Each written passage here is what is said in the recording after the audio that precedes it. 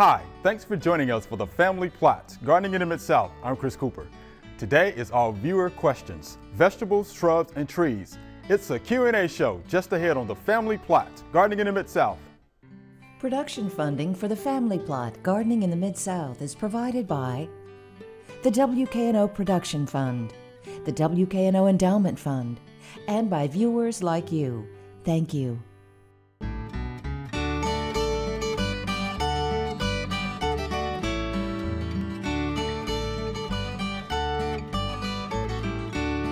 Welcome to the Family Plot. I'm Chris Cooper. We love viewer questions. Unfortunately, we can't answer all of them on air because there's just not enough time. We do answer them all and post the answers at familyplotgarden.com. We also collect them for shows like this. So let's get started. Up first, a question we got last week about privet. How do I get rid of privet that's taken over my land? This is from Robin in Byhalia, Mississippi. Don't we know a little bit about privet? Oh my God, we know more than we want to know probably. Privet is tough. It's on the invasive list. It is tough. We brought it into this country and as an ornamental and yeah, back in the 1800s, and it has taken over. Going crazy. Yeah. You can, you know, privet pulling is good on, especially on small privet, but it's not easy to pull a big privet. No, sure not. Extensive root system, I tell you. You know, herbicides are as good a way to go as any, and there's several out there that will work on privet, on small privet. You know, you can mow it down and use, you know, mechanical means. Okay. And pulling and mowing and all that on small stuff is one way to take care of it. But and mowing might take care of a seedling, with, you know, privet that came up from the seed. But if it's you know, coming from a root, you know, rhizome or something like that, mowing's not going to take care of it. It's going to keep coming back. And glyphosate, repeated applications of glyphosate will do you some good. Then there's a remedy, is a product that's listed for privet, I think. Okay. I've pulled off a couple of publications, one from Tennessee, Smith County, Tennessee, entitled The Privet Problem. The Privet Problem. And that's online. I found that, and the recommendation they have is triclopyr. Okay. And that is remedy. Right. Triclopyr is a basal bark treatment, and you can cut it down and treat the stump with that, and then and you can do the same thing with glyphosate too, right? Just cut the basal application. And you probably need a stronger solution than a 3% solution on the stump. You know, you use a 1-to-1 solution or something like that if you're going to do that with the glyphosate. But this is a publication from, well, this is a UT publication also, Greg Armel, Greg, okay, who's with BASF now. But this is another UT publication that talks about privet control. That might be of use to you, and imazapyr is a product that Greg recommends, and this is probably a newer product, but they also basically say cut the plant down to the ground, treat the stump that you cut. So you know, basically with both the remedy and the imazapyr, you've got to cut the plant, you've got to prune it off, and you know, then treat the trunk. But I would try the glyphosate first. I've had luck with glyphosate in my place. Okay. But sometimes it takes more than one application. Yeah, it's going to be a repeated application. Right. Yeah, privet is tough. There's no doubt about that. Yeah.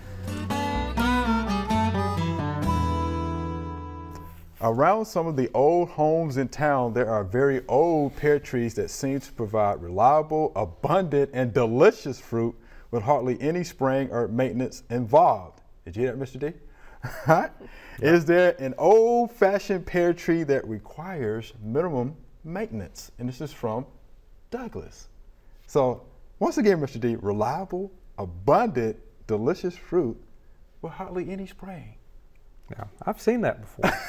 You've seen it before, all right. I can't get it to happen in my yard, in my landscape, but I've seen it, and it's probably Kiefer or Bartlett pear. I thought Kiefer. Yeah, they've been around forever. Right. They have good fruit, and I've seen them out hunting out in you know, people's yards, old landscapes and things like that, and they're pretty good. So that's probably an answer to the question. That's probably what it is. But you know, I've got a kefir in my yard that I planted, and I get a little bit of fruit every year. But it needs to be sprayed.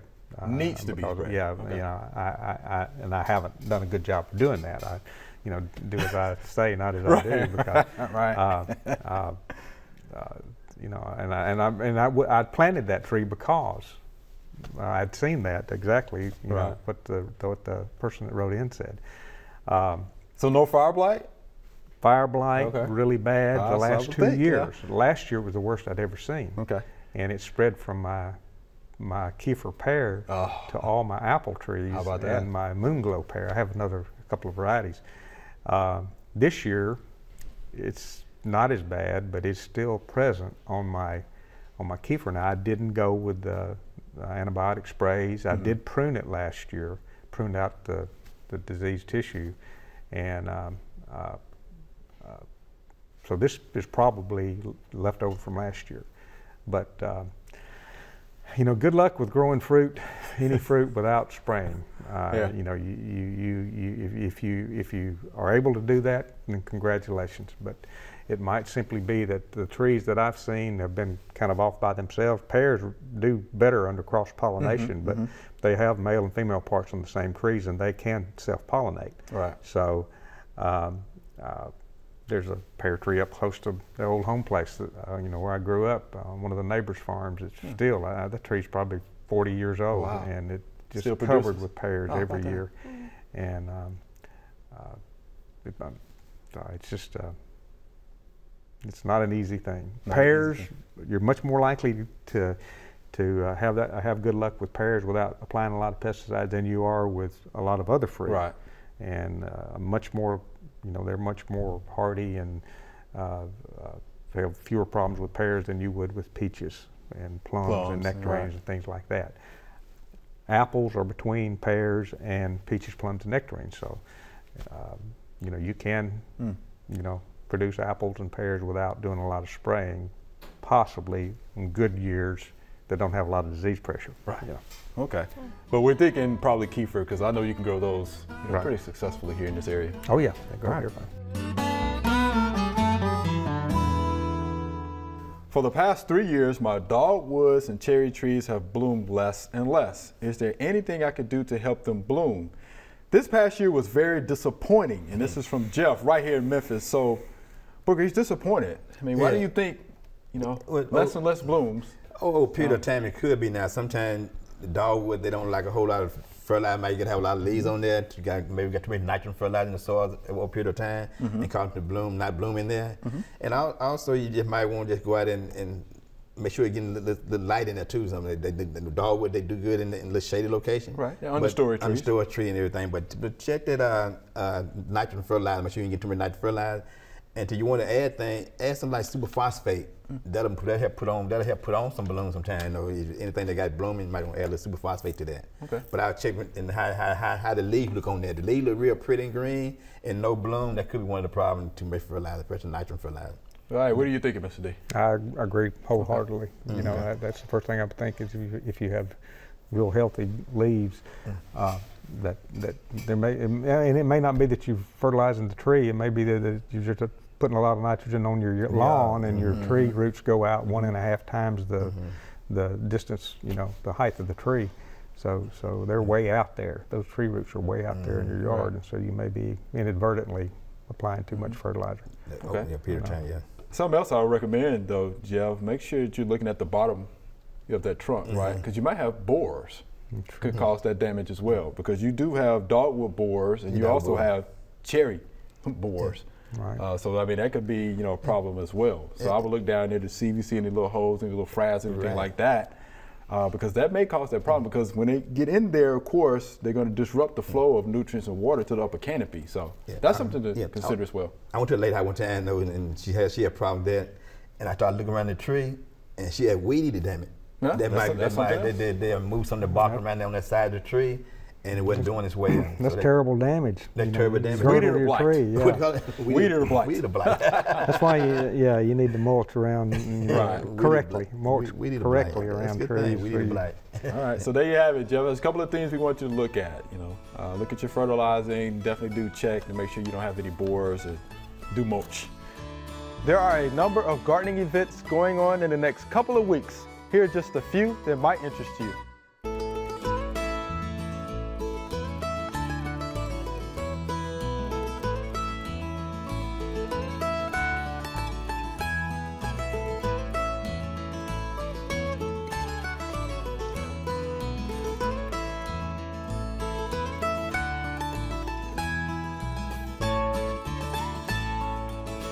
We really like getting viewer questions from you. This week, we are showing you some of the questions we did not get to air because of time.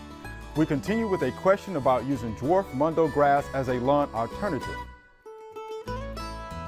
How do I successfully plant dwarf Mondo grass as a lawn alternative while preventing weeds? And this is from Annie from Frisco, Texas. Wow. Right? Frisco, Texas. That's you. So I think we just talked about lawn alternatives. So what do we need to tell Miss Annie? Well, dwarf Mondo grass, yes. Yes. It's great for a ground cover. And she's got the dwarf one too. That's even better. I love the dwarf Mondo grass. Preventing weeds. Well, you can go out there and physically pull them until it fills in, because the one thing about Mondo grass is it's not an extremely fast growing ground cover, which is good because it's very tight, and that's why eventually you will not have weeds with it, or as much of a weed problem. But yeah, if you can't go out and physically pull them, then you might want to consider putting down a pre-emergent. And there's lots of different pre-emergents out there. And preen is one. Mondo's grass is actually on the list. Yeah, and there's others, Apatam, Snapshot. There's a lot of them out there. But just make sure that your Mondo grass is labeled for it, and most likely it will be, because dwarf Mondo grass is pretty tough. Pretty tough. Yeah.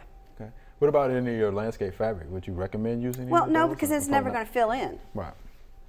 It's just not going to fill in. Maybe she wants to put down some rocks around there, or some kind of mulch. Mulch would help, because a small layer of mulch. Small. Right. If you've got some kind of hardwood, shredded hardwood mulch, it could be cypress, it could be cedar, anything like that. But it would allow it to keep growing and get thicker, and still have some protection from weeds. But she has the right plant material. She definitely has the right plant material. That's great. Right. I'm considering laying zoysia sod next spring. Do I need to kill my existing grass, Bermuda fescue, with Roundup before laying sod, or can I just till the existing grass under? Also, when is the best time to lay zoysia sod in Memphis? And this is from Douglas in Germantown. So what do you think about that? So kill the existing sod with Roundup, or would you till it under? I would do both. Ah, you would do both. Okay. Yeah, because one thing, you want to make sure that what is there is gone and not going to come up. Because even if you lay sod, there's going to be a break somewhere, and if you left the Bermuda underneath it, it could pop up in that small, how Bermuda is around here. Yes. And it'll start mixing with the zoysia, and that's not what you want. Right. So I would make sure that it was gone by killing it with, some kind of glyphosate Roundup, or, something like that. And then when you're ready to you have to wait about 2 weeks for that to work. And then, you want to till it up, because you don't want to just put sod on top of flat dirt. You want to loosen the dirt up so that the roots have a chance to get a hold in the ground. Good contact, right? Good contact. Yeah, I have established some zoysia sod, and I've always done it in the fall because it's cooler. The ground is still warm, right? And I like doing it then. But if you did that, you need to start. You're almost to the point where you don't know if you're going to get 2 weeks in, right, to be able to get the kill you need. I would definitely use a glyphosate product, because Bermuda is hard to get rid of. Bermuda, you know that, don't you? Yeah. And then of course he has the Fescue as well. This is what we did for the turf plot for Booker. We actually went out, sprayed glyphosate, and killed all of the Bermuda that was there, the existing Bermuda. Okay, and we laid some, of course, some zoysiacide, some Bermudicide, and some others. The best time to really do that though is late spring, early summer, right? Because you can get that root system established. Yeah. Now understand this, in Shelby County, you can actually lay sod year round because our grounds here do not freeze. Right. Right. So you can do it year round, but the best time to actually lay sod, especially warm season grasses like zoysia, Bermuda, is going to be late spring into summer. Yeah. Right. Now, if you can deal with the heat, you know. Yeah, and zoysia is a little bit different. Sometimes they don't cut zoysia when it's dormant for some reason. So Bermuda, they will cut dormant because it's listed as one of the top 10 worst weeds in the United States. It's a weed, right. So, you know, Bermuda is very tough and it can handle in a dormant state being moved and laid down. But zoysia cannot. They usually don't cut zoysia until it greens up in the spring. Right. So hence, late spring, early summer to lay that. So thank you for the question, Mr. Douglas. And make sure that you do kill out that Bermuda. Yes. Bermuda is tough. It is a weed. All right. Or as Carol Reese would say, it's Bermuda the Hun. Bermuda the Hun. Why are the flowers falling off my tomatoes? And this is from Daniel, Horn Lake, Mississippi. We get that all the time. Do we know why, Joella? Yeah, it's blossom drop. Okay. All right. And why we have blossom drop? It's wet. It's sometimes it's environmental conditions. A lot of times it's just too wet. You know, tomatoes have very deep root systems. In fact, you're even supposed to plant tomatoes deep because it'll root along the stems. Yeah. So just because the surface looks dry doesn't mean that it's actually dry for tomatoes. So you may be watering the tomatoes too much, and that could cause it to happen. Maybe need some calcium too. Well, it could be temperature fluctuations. Temperature fluctuation, high daytime temperatures, high nighttime temperatures, high humidity could cause that as well. How about too much nitrogen fertilizer? That's vegetative growth, right? No blooms. Yeah. Okay. Or here's another one: heavy fruit set. It's competition. Just too many. You're gonna have too many babies. Too many babies. Can't distribute resources to all of them. So those are the things I think about. Yeah. Well, I would like to ask him. You know, is he getting tomatoes from some of them, or he's not getting any at all? Right. Yeah, and how's his pollinator situation? Right, that's another one. Yeah. So a lot of questions, Daniel, but if it's too hot. I'm probably going to go with too hot. I'm thinking too hot. Because it has been hot. It has been. We went from winter to summer. Long cold spring to suddenly feeling like July. It's horrible. Yeah. And I'm sure it stressed the plants as well. They're like, oh, I can't have babies in this heat. Right. And if you, I've read a lot of research on, tomato production. Usually 85 degrees is pretty much the max, for your tomato plants as far as production goes. So anything above 85 degrees, they're like, we got to shut it down. Yeah. So when, of course, they shut it down, they're going to drop their blooms. And it's been above 85 degrees. It has been lately. A heat index has been like over 100 at my house for weeks now. It's crazy. My soil is calcium deficient and I have blossom end rot. What is a good calcium nutrient to give my watermelons to prevent blossom end rot? And this is from Desert Digger 1 via YouTube. I like that. So Booker, what do you think about that? What's a good calcium nutrient to give our watermelons to prevent blossom end rot? A lot of times I do a soil test in your vegetable garden. A lot of times when your pH is kind of low in your vegetable garden, and you would get some like blossom end rot on there. Whatever you say, might add lime to it. You do the soil test, you come and add lime to that, increase that up there, increase the soil pH, and that'd be really one thing you can do to control that. And a lot of times I like to rotate my vegetable in the garden. Okay. Maybe put them in another location sometime. And then maybe put some there like blueberry. You got blueberry, and then with the lime is kind of low end. That'll grow good there. But check the soil pH.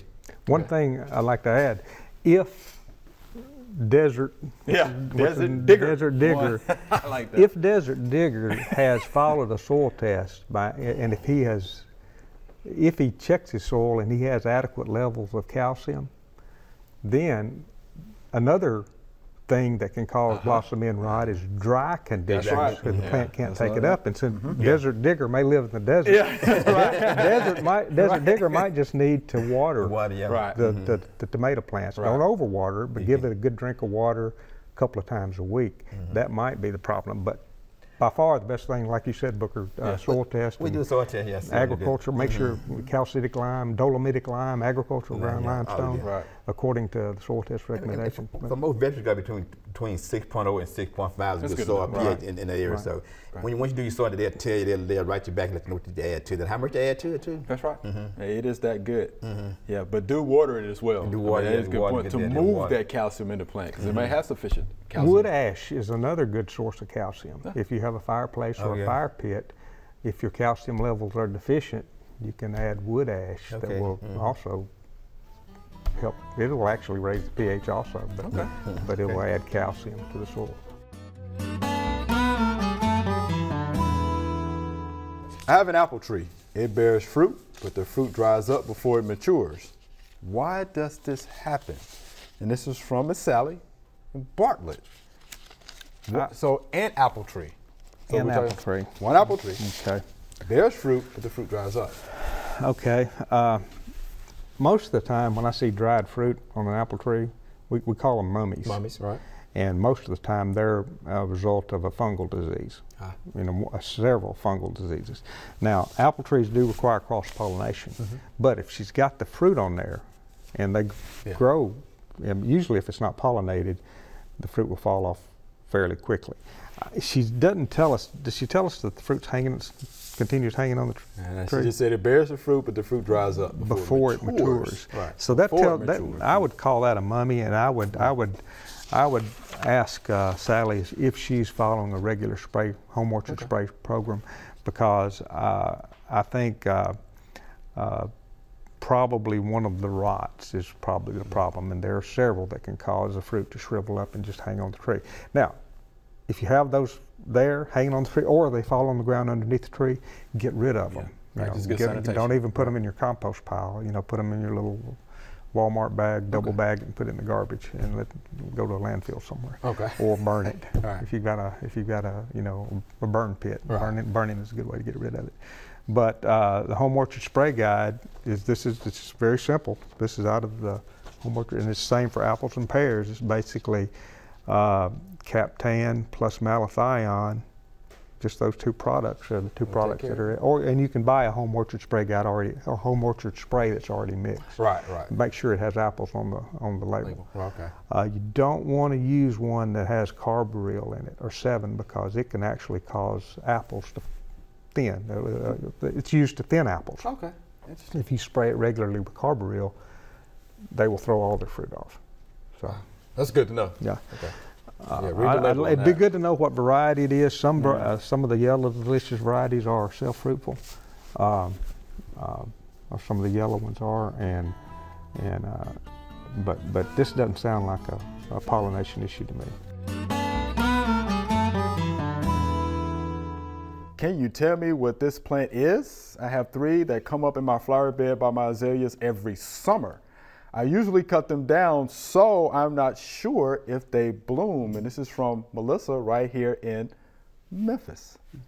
So what do we think that is? It looks like a red bud. I thought it was a red bud. You think it's a red bud? I think it's a red bud. I think it could be. Just looking at the leaves. I wish we had a better picture of the leaf, but I'm thinking it is a red bud. I think it's a red bud. You think? Yep, just judging from the picture. And it's a woody stem and that sort of stuff. They are hard to get rid of if you don't want. That's an example of a native. There you go. Right, there it is. Right. If that looks like if you just cut it back, you're just kind of building bigger roots, and they store a fair amount of energy in the roots. Really, to get rid of that one, she's going to have to, I think, pull out the shovel. We do use some glyphosates and something like that. If you can cut down and get a big fresh cut, you can put the concentrate on and wipe out the root system that way. But plants, if they're happy where they are sometimes hard to get rid of. You might decide if you'd rather have red bud than azalea. Yeah, right. Depends on how close it is to the azalea. It could be a good overstory. It could come through it. Right. It's a beautiful plant. It is. I love red buds. We've got a huge red bud collection, as you know, at the experiment station, and I have several in my yard.